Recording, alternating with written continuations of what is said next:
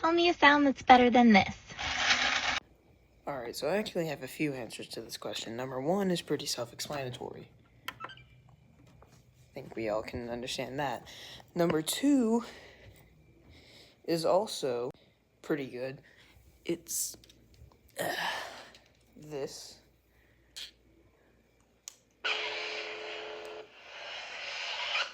Yeah, that one's self-explanatory too. Number three, well, my audience is gonna get this one.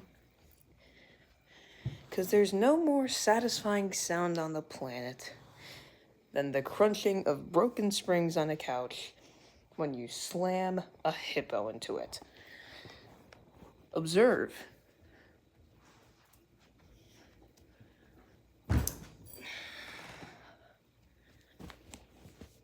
Those three sounds are better.